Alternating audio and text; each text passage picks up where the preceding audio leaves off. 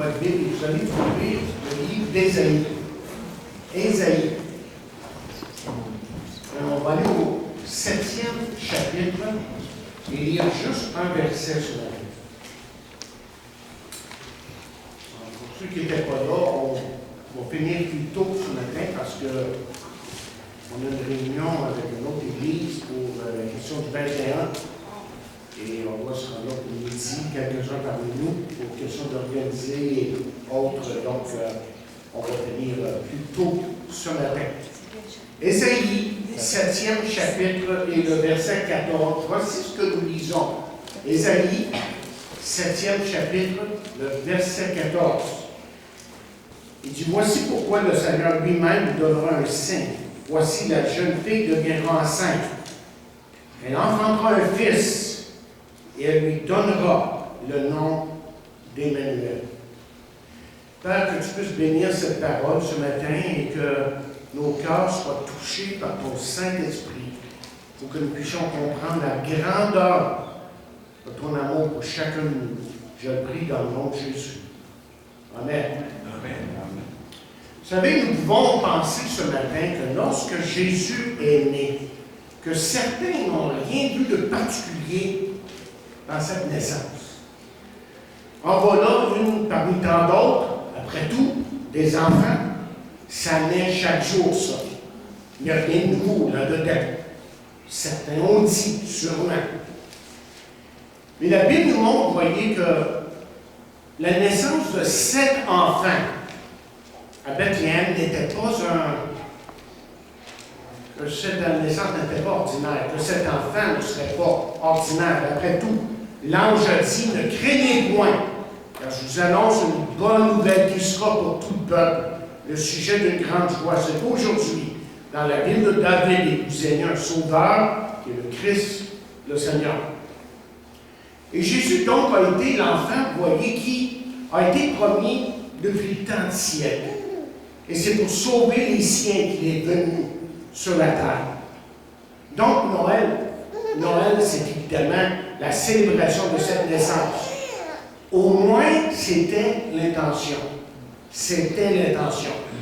Parce que vous voyez, à travers les siècles, Satan a manipulé le cœur de l'homme à tel point que l'homme aujourd'hui, en général, a vraiment oublié la vraie signification de Noël. Et pour beaucoup, oui, c'est une bonne nouvelle. Noël, c'est une bonne nouvelle pour prendre un coup, s'acheter des cadeaux et pour manger plus qu'il ne faut en réalité. Et les marchands vous diront que pour eux, c'est le meilleur temps de l'année parce que c'est un temps où les gens perdent leurs inhibitions et accumulent même des dettes. On raconte que des élèves étaient de retour après le temps des fêtes. Et la professeure demanda à ses élèves comment ils avaient passé Noël. Alors, il y a un petit jeune garçon qui lève sa main, qui dit « Bien, ma famille, dit-il, est catholique, on est allé à la messe de minuit. Et le lendemain matin, on s'est levé de bonne heure pour ouvrir des cadeaux. On avait beaucoup de cadeaux. » Il y a un autre petit garçon qui s'est levé pour partager que sa famille était chrétienne évangélique et qu'ils étaient eux aussi allés à une réunion spéciale à la veille de Noël à l'église, qu'ils ont partagé beaucoup de choses et qu'ils se sont levés de bonne heure pour ouvrir des cadeaux, beaucoup de cadeaux. Puis est venu le tour d'un autre petit garçon qui dit « Mais nous, on n'est pas chrétiens. Je pense même que notre famille est athée. Donc, le jour de Noël, on se lève de bonne heure et on prend notre déjeuner. Et puis, comme on a l'habitude de faire, et mon père nous emmène à notre magasin pour nous montrer jusqu'à quel point les ventes ont été bonnes. Il nous montre les tablettes vides, combien d'argent nous avons fait durant les fêtes. Et quand on est rentré, quand on est revenu à l'auto, bien, cette fois-ci, on a chanté « Quel ami fidèle nous avons en Jésus ». Avec un petit peu de sarcasme, évidemment. Mais disons-le, il y a tellement de choses que les gens font durant les fêtes qui n'ont pas tellement de valeur en soi. Les gens deviennent tout excités pour ce qui est souvent insignifiant et oublient ce qui compte vraiment, les vraies valeurs de Noël, le vrai message de Noël. C'est un peu comme le type qui est tout excité pour un match de hockey, pour aller à un match de hockey au Centre Bell.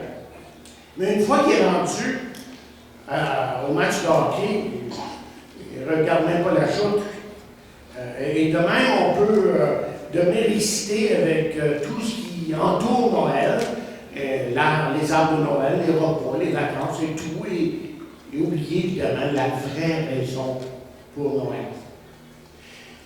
Mais malgré le fait que Noël est une fête extrêmement commercialisée aujourd'hui, Jésus, vous voyez, demeure quand même la vraie raison pour cette fête, malgré ce que les gens disent et font.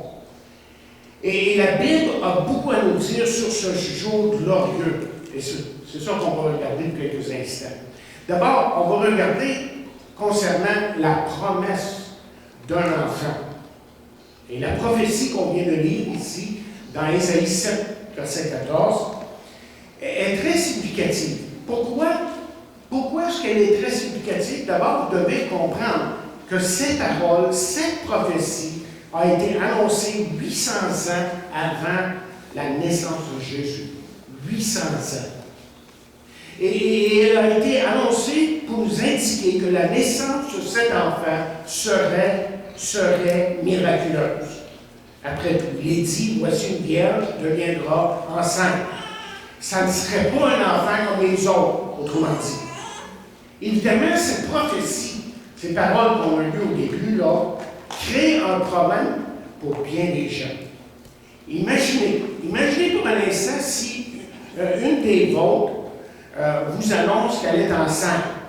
Bien, si vous ne le savez pas, vous allez vous demander de qui, évidemment.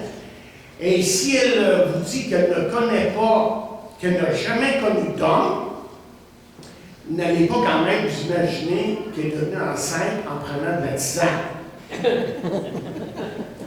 Non, la nature nous dit qu'une jeune femme est enceinte, que cette jeune femme-là n'est plus vierge. C'est chose impossible, évidemment. C'est chose tout à fait impossible, à moins que Dieu soit intervenu. Pour une raison extrêmement précise.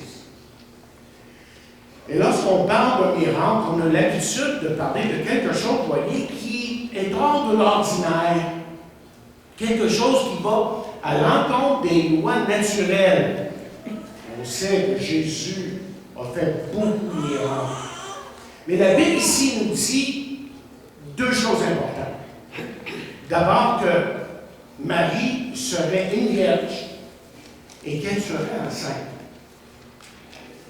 Et là, on peut comprendre, je ne sais pas si vous comprenez, mais Marie s'est trouvée dans une position extrêmement difficile. D'abord, elle était fiancée à Joseph et l'engagement ou les fiançailles dans ce temps-là, c'était comme si on était déjà mariés. Alors, comment pouvait-elle, elle, expliquer à Joseph ce qui lui arrivait? Et courageusement, évidemment, Marie est allée voir Joseph pour lui dire ce qui venait de lui arriver. Et Joseph, lui, il a réagi comme n'importe quel homme.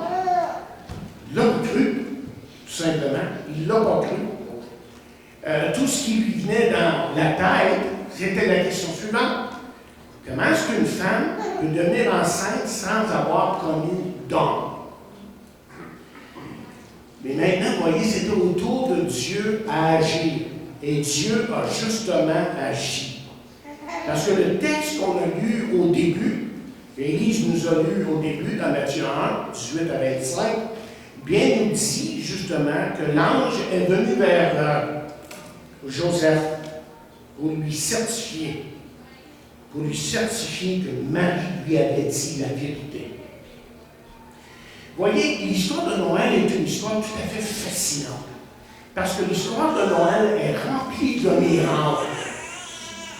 Et à Noël, à ce temps si important, il y a eu une intervention sans équivoque de la part de Dieu dans l'histoire de l'homme. Et comme j'ai dit, les miracles se sont succédés l'un après l'autre. Imaginez si à la naissance de Jésus, qu'il y a eu tant de miracles qui vont arriver quand Jésus va venir chercher son Église. Mais là, Marie avait un autre problème. Comment convaincre les autres gens là, de ce qu'elle vivait? Parce que dans ce temps-là, se trouver enceinte avant le mariage, c'était un problème. On était jusqu'à un certain point mis à part. C'était mal vu. Et il se peut que pendant des années, même après la naissance de Jésus, que pendant des années, certains l'ont regardé avec un certain soupçon. Soupçon peut-être dit, qu'est-ce qui est arrivé vraiment?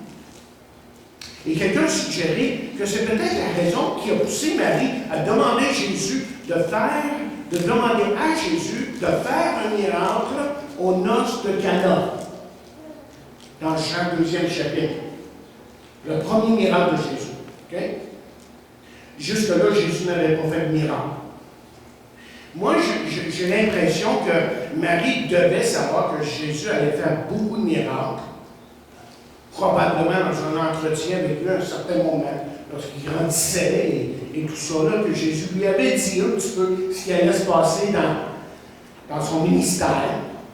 Et donc, ce qui fait que Marie avait pas mal hâte, vous voyez, qu'il fasse un miracle pour qu'il puisse prouver hors de tout doute qu'il était le Fils de Dieu, mais un enfant tout à fait spécial.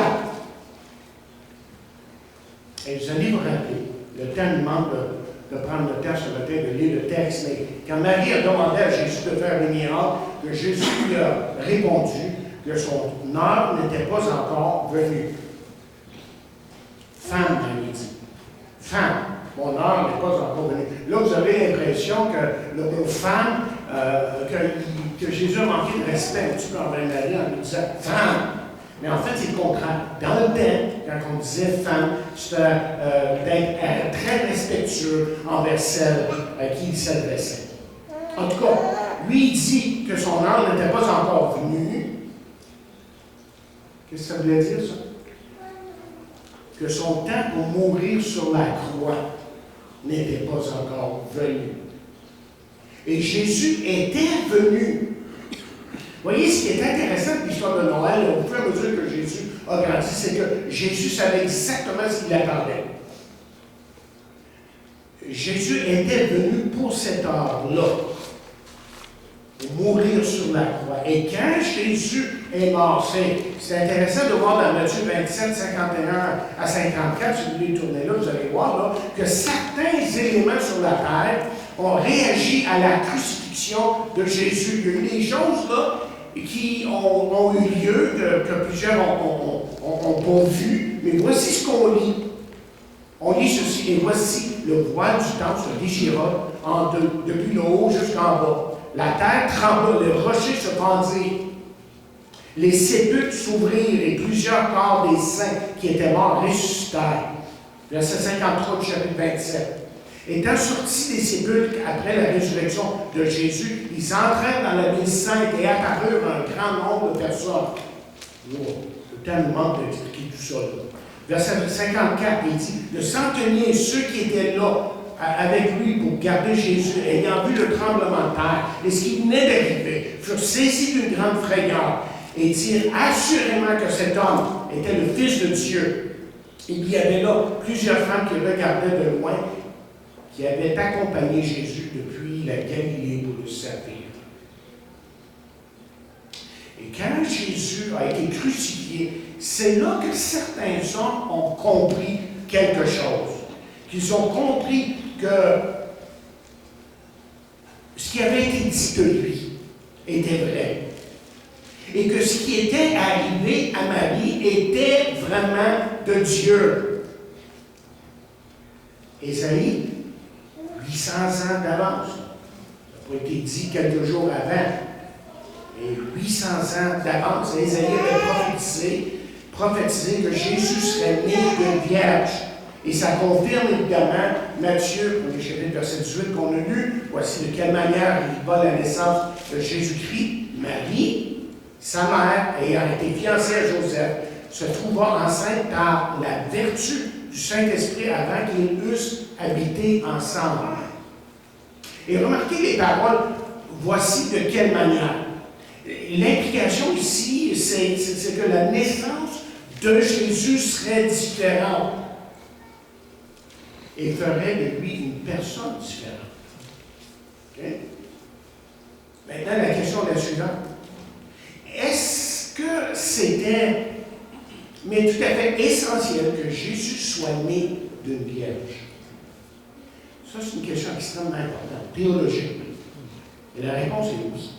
Oui, parce que si Jésus n'avait pas été né d'une vierge, Jésus n'aurait jamais pu mourir pour nos péchés. Et Jésus était venu pour mourir pour nos péchés. Si Jésus avait été né de façon habituelle, il serait né pécheur comme vous et moi. Et en plus, la mort, en fin de compte, l'aurait vaincu. Il serait demeuré dans le tombeau. Parce que Jésus est né sans péché et qu'il est demeuré sans péché jusqu'à la croix, il a pu prendre nos péchés sur lui sur la croix. Si Jésus, vous voyez, n'était pas conçu du Saint-Esprit, et c'est le Saint-Esprit qui a fait ce miracle, il aurait fallu qu'il meure pour ses propres péchés. Je veux que vous compreniez quelque chose de très important. Chacun de nous, on est né pécheur, avec une nature pécheresse. On ne devient pas pécheur, on est comme ça, avec une nature pécheresse, que les théologiens appellent le péché originel. On est né avec ça. Nous sommes pécheurs à notre naissance à cause d'Adam. Et si vous voulez vérifier ça, bien, tournez avec moi dans Romains 5e chapitre. Okay? Et je vous donne le verset, je ne l'ai pas écrit ici parce que je veux que vous le souligniez. Si vous ne l'avez pas souligné dans votre Bible, c'est important que ce verset-là, que vous sachiez où il se trouve. Et justement, au verset 21, au chapitre 12, excusez, de Romains 5, nous lisons ceci. C'est pourquoi, comme par un seul homme, le péché est entré dans le monde. Le seul homme, c'est qui? Par un seul homme, c'est Adam, évidemment. Le péché est entré dans le monde, et par le péché, la mort. Le résultat, c'est la mort. Et qu'ainsi la mort s'est étendue sur tous les hommes. Le péché s'est étendu sur tous les hommes. On est devenus des pécheurs. Parce que tous, nous dit la Bible dans ce verset, sont pécheurs. Je vous dis ça parce que je suis toujours surpris de rencontrer des chrétiens, bon nombre de chrétiens, qui ne comprennent pas ça. Il y a des chrétiens qui n'acceptent pas le fait qu'un bébé, qu'un petit bébé de quelques jours est pécheur, né avec une nature pécheresse. Pourtant, la Bible est claire sur ça. Et on s'aperçoit, c'est pas long qu'on s'aperçoit même un petit bébé de cet âge-là, par exemple, que déjà, il y a des intentions qui ne sont pas pures des fois. Hein, il se parle, il fait à sa façon, et puis tous les moments savent ça. OK? Donc, la Bible est claire sur ce sujet, et c'est pourquoi Jésus est né d'une vierge. Écoutez ce que la Bible dit dans 2 Corinthiens, 5e chapitre, verset 21. Elle dit, « Celui qui n'a point connu le péché, il a fait devenir péché pour nous, afin que nous devenions en lui justice de Dieu. » Celui qui n'a point connu le péché. C'est qui ça? C'est Jésus. Il n'a jamais connu le péché. Jésus, autrement dit, et là je vais le dire de l'autre façon, lui est devenu pécheur. Vous savez quand? À la croix. C'est à la croix que c'est arrivé. Nous, on est pécheurs, mais Jésus est devenu pécheur. Mais il y a une grosse différence, c'est important de bien comprendre ça. On va le voir dans quelques instants. Alors, Jésus était cet enfant promis. Jésus était cet enfant attendu de la part des hommes, envoyé par Dieu. Mais quel était le but de cet enfant? Bien d'abord, on pourrait dire ceci, que Jésus est venu révéler le Père. Nous lisons dans Jean 14e chapitre verset 9, les paroles suivantes. C'est Jésus qui parle et qui dit, Jésus lui dit, il y a si longtemps, on n'a posé la question, je devrais peut-être rentrer dans le contexte un petit peu, on a posé la question à Jésus, mais montre-nous le Père, montre-nous Dieu, comment dire. Et Jésus lui dit, il y a si longtemps que je suis avec vous et que tu ne m'as pas connu. Philippe, celui qui m'a vu a vu le Père. Comment dis-tu, montre-moi ou montre-nous le Père? Si tu me regardes, tu vois Dieu le Père en moi. Justement, un soir, le moment mettait son petit au lit quand celui-ci demanda de garder la lumière de sa chambre ouverte. Et sa maman lui dit qu'il ne pourrait pas dormir avec la lumière ouverte et qu'il n'allait pas avoir peur parce que Dieu serait avec lui, que Dieu était avec lui.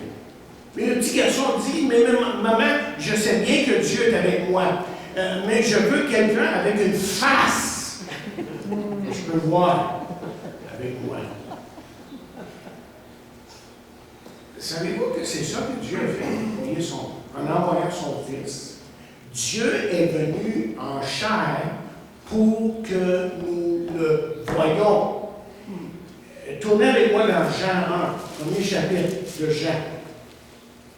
Et au verset 1, voici ce que nous lisons. Au commencement était la parole. Qui était la parole? C'est Jésus, évidemment. Lisez le contexte, c'est Jésus. Au commencement était la parole. Et la parole était avec Dieu. Et la parole était Dieu. Verset 14 maintenant. Verset 14, très important.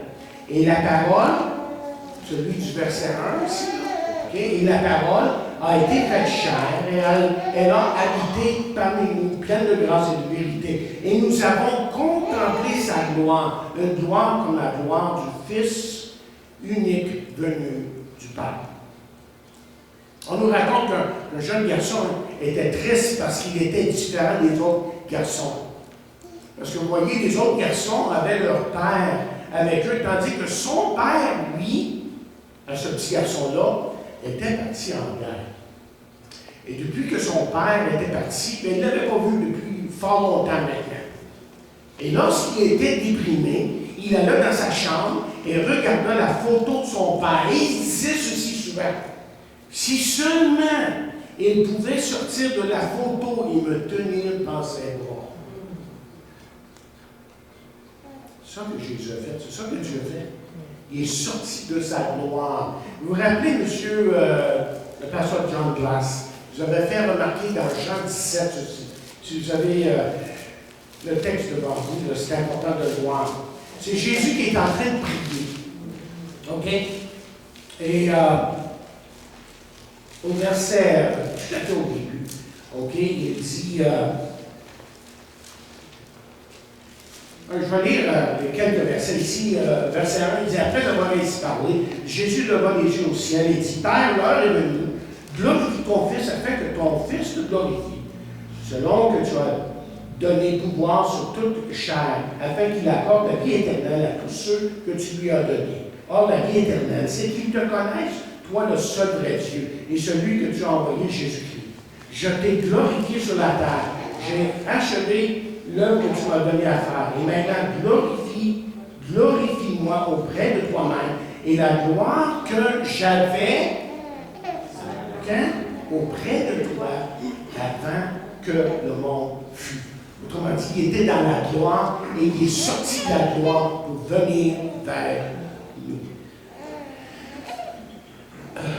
OK, regardons pour quelques instants pourquoi il est venu, plus exactement. Pourquoi est-il sorti de la gloire? Lui qui était dans la gloire depuis l'éternité. D'abord, son but était de nous révéler l'amour de Dieu. Quoi qu'il vous arrive, Jésus sait exactement ce qui se passe dans notre vie. Il est devenu chair et il a souffert. Il a souffert pour vous. Il a vraiment souffert pour vous. Pendant des années, la famille, Barbara regarde toujours ça, on regardait ensemble la série des Waltons. Les Waltons. Et Barbara me dit, regarde ça, moi, ça fait longtemps que je ne regarde plus. Là. Je les ai vus tellement souvent. Mais c'est une histoire de famille qui demeurait au Virginie. Et dans une des émissions, Marie-Hélène a perdu son mari à Pearl Harbor lors de la Deuxième Guerre mondiale.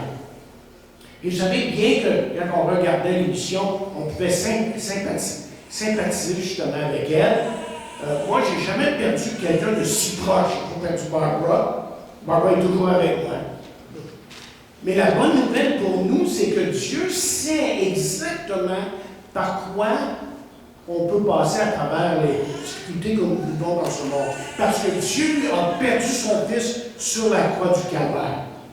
Et c'est pour ça que la Bible nous dit que Dieu prouve son amour envers nous en ce que lorsque nous étions encore pécheurs, Christ est mort pour nous. Dieu, on pourrait dire, a manifesté son amour en envoyant son Fils sur cette terre pour mourir pour nous. Il y a un jour, un intellectuel était en train d'aborder une question extrêmement difficile, semble-t-il. Comment un homme peut-il connaître un Dieu infini?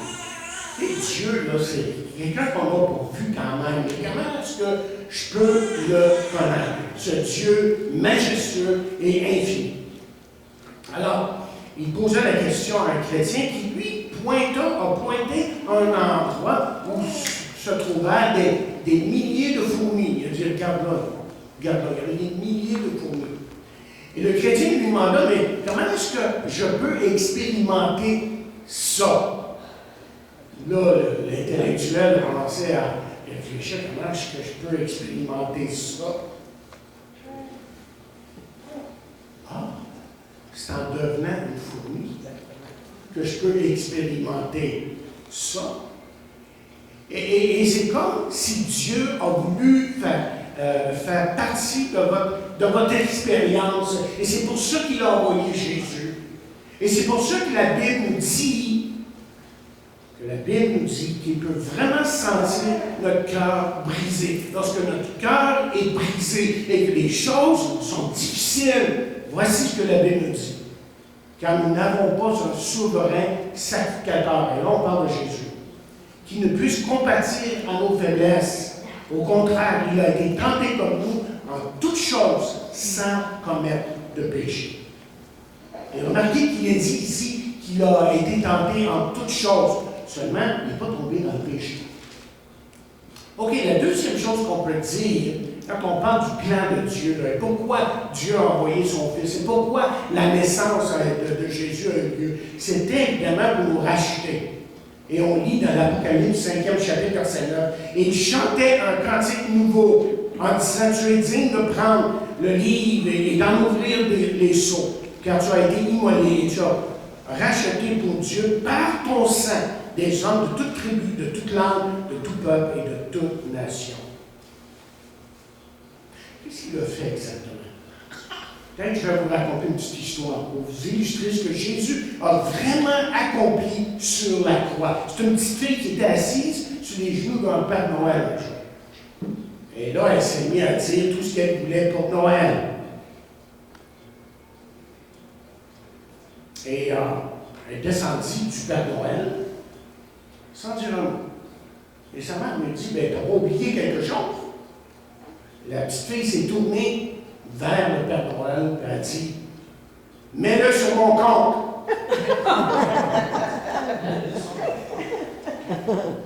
Mais c'est ça qui est arrivé, là. Quand le Fils de Dieu est venu et qu'il est mort sur la croix, c'est qu'il est en train de nous dire, c'est mets-le sur mon compte, charge-le à mon compte. Comment dit, Jésus a payé notre dette. Il s'est chargé de nos fardeaux, de nos fautes, je devrais même dire. Là, je vais vous lire le même verset que j'ai lu tantôt dans 2 Corinthiens 5, verset 21, dans une autre traduction qui dit comme ceci. Il dit, celui qui était innocent de tout péché, on parle de Jésus, Dieu l'a condamné comme un pécheur à notre place, pour que dans l'union avec le Christ, nous soyons justes aux yeux de Dieu.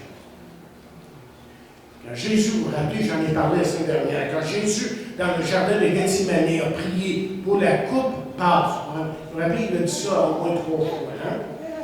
C'est sûr qu'en tant qu'homme, parce qu'il faut se rappeler que Jésus était pleinement Dieu et pleinement homme. Jésus avait 2 natures, pas juste une, comme nous. C'est ça qui fait qu'il était différent. C'est ça qui fait qu'il pouvait faire des miracles. C'est ça qui fait qu'il pouvait pardonner. S'il n'était pas Dieu, il n'a jamais pu pardonner le péché de l'homme. C'est parce qu'il était Dieu qu'il pouvait faire ça. Mais en même temps, parce qu'il était un homme, okay, il aurait voulu éviter les souffrances de la croix. Okay? Parce que c'était difficile de voir devant lui la croix, un supplice qui était réservé pour les pires des criminels. Et pourquoi a-t-il prié la prière qu'il a prononcée plusieurs reprises, Père, que cette coupe passe? Hein, il a dit au moins 3 fois, comme j'ai dit. Mais alors, ce qu'on doit comprendre, il n'a pas juste souffert physiquement, mais sur la croix, il a vraiment pris tous nos péchés. Et rappelez-vous que lui n'avait jamais péché. C'est important de se rappeler de ça. Ce qui fait que lui qui n'a jamais menti est devenu comme un menteur.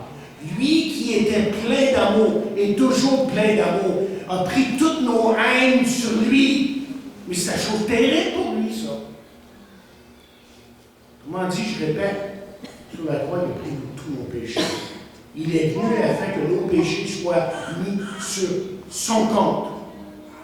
Pour nous donner sans justice. Vous vous rappelez, je vous ai dit la semaine dernière, il y a quelques semaines plus tôt, qu'il y a eu un échange sur la croix. Lui, le parfait, nous sommes pécheurs. Lui, il dit, on va faire un échange. OK? Je vous donne la perfection, je prends vos péchés. La perfection qu'il nous donne nous permet d'aller vers Dieu. Mais ça, il faut l'accepter personnellement. Ça se fait. On n'est pas chrétien. On devient chrétien. On n'est pas marié. On accepte un jour que quelqu'un rentre dans nos vies, dans notre vie. Pour rendre aussi. OK. Il a vraiment pris tous nos péchés. Imaginez une autre illustration, peut-être pour nous aider à vraiment comprendre ce qui est arrivé sur la croix. Parce que c'est un événement capital. Vous voyez, la naissance de Jésus aurait voulu rien dire si Jésus ne serait pas mort sur la croix. Il est né dans une crèche et tout le reste, on en parlait la semaine prochaine de ça. Les événements qui ont conduit Jésus à être dans une crèche. Alors, quand il est né dans une crèche et le tout, c'était beau et tout ça, mais s'il ne serait pas mort sur la croix, ça n'aurait pas valu grand-chose.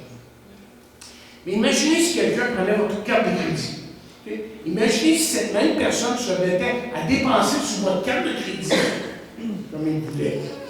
D'abord, ça serait une fraude, on sait ça. Mais c'est une chose que vous trouveriez tout à fait inacceptable, et je serais d'accord avec vous. Pourtant, sur la croix du Calvaire, là, tous vos péchés ont été placés sur lui. Et c'est la raison pour laquelle il est venu. Il est venu pour ça, pour vous personnellement. Regardons dans Hébreux 9. Hébreux 9, un instant. Et ça, c'est vers la fin de votre Bible. Hébreux 9, je lisais Hébreux, j'ai tout lu Hébreux cette semaine, et c'est tellement nécessaire. C'est compliqué un petit peu l'hébreu, il faut le dire, quand on lit ça, c'est bon, on ne peut pas mais quand on étudie, on prend le temps de vraiment l'étudier, c'est merveilleux comment que Dieu nous montre son plan rédempteur à travers l'histoire. Il n'y a pas d'accident avec Dieu. Ce que Dieu a fait à la naissance de Jésus, à la croix du Calvaire, c'était pas un accident de parcours, c'était dans le plan de Dieu, vous voyez. Et dans Hébreux 9e chapitre, verset 27-28, là, voici ce que nous lisons. C'est important de remarquer ce qui est dit ici. Et comme il est dit, il est réservé aux hommes de mourir une seule fois, après quoi vient le jugement. De même, Christ, qui s'est offert une seule fois, on n'a pas à refaire le sacrifice de Jésus. Il est mort une seule fois pour porter les péchés de plusieurs. Et le mot porter est important ici parce que le mot porter dans le grec veut dire porter tous nos fardeaux. Le mot grec veut dire porter aussi toutes les conséquences de nos péchés, de nos fardeaux. Donc, Jésus est venu révéler Dieu. Jésus est venu nous racheter. Supposons que vous aviez acheté un cadeau pour quelqu'un que vous aimiez. Et vous lui donnez le cadeau et à votre grande surprise, il le refuse. Supposons que ça arrive. Je pense que vous seriez insulté un petit peu, n'est-ce pas? Un petit peu. Je veux beaucoup de temps, OK? Mais c'est exactement ce qui arrive lorsqu'un individu rejette Christ, évidemment. La vie éternelle, autrement dit, est un cadeau de Dieu. C'est offert gratuitement. Et c'est pour ça qu'on lit dans Romains 6e chapitre, verset 23, je vous lis dans une autre traduction. Il dit, oui, avec le péché, ce qu'on gagne, c'est la mort. Le péché, ça nous amène à la mort. On va tous mourir un jour. Ça, c'est le résultat du péché. Mais il dit, mais avec Dieu, ce qu'on reçoit gratuitement, c'est la vie avec lui pour toujours, en union avec le Christ Jésus, notre Seigneur. C'est la vie éternelle. Dieu nous donne la vie éternelle. C'est gratuit. Mais vous devez l'accepter dans votre cœur, personnellement. Il y a un mendiant qui demanda 25 sous, alors qu'un avocat passait devant lui un jour. Dans le temple. C'est une vieille histoire que j'ai trouvée dans un livre cette semaine à quelque part. Et l'avocat a regardé le mendiant, il dit, il me semble que je te connais.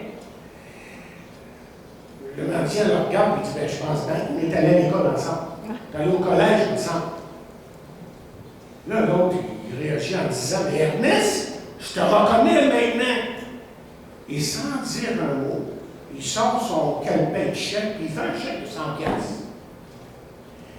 Il dit, tiens, je te donne cela pour que tu puisses recommencer.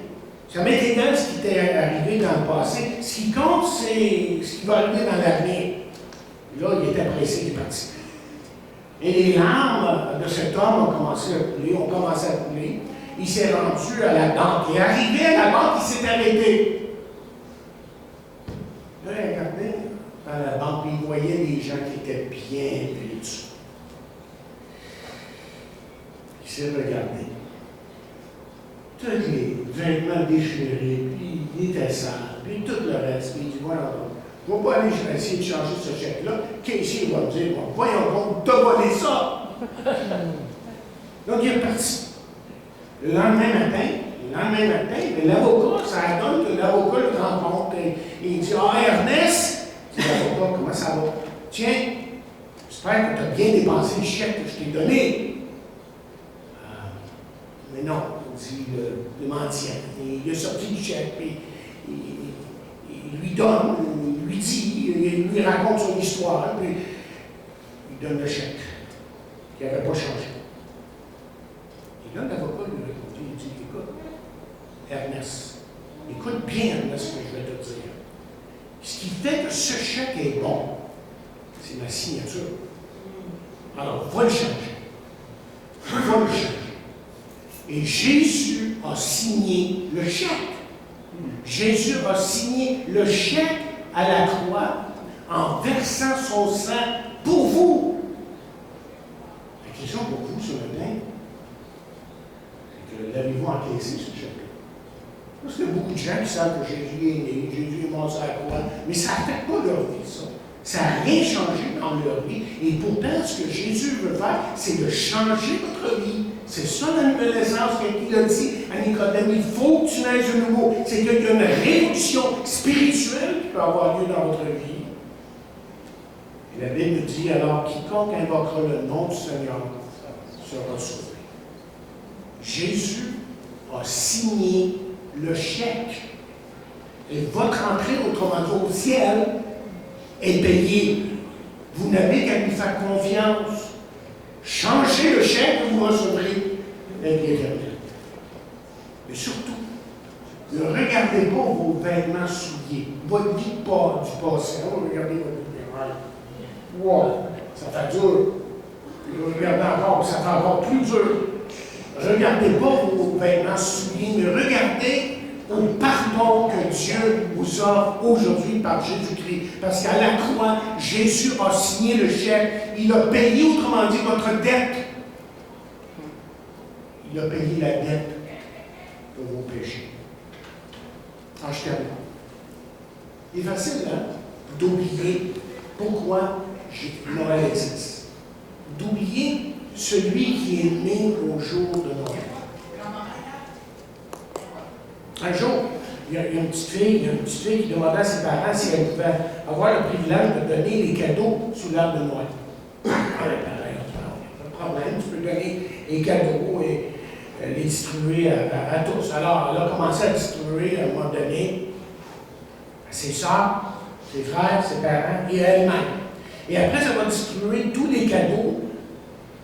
Elle continue à chercher pour d'autres cadeaux. Et ses parents m'ont demandé, mais qu'est-ce que tu es en train de faire? Qu'est-ce que tu es en train de faire? Elle a dit, mais où sont les cadeaux pour Jésus? Moi, je pensais que Noël était sa fête. Alors bon, je suppose qu'on l'a encore oublié. Je suppose qu'on l'a encore oublié. Vous avez saisi le point. Hein? Les enfants, ça parle, hein? Mais des fois, ça dit la vérité, les enfants. Ça nous dit la vérité droit dans le cœur.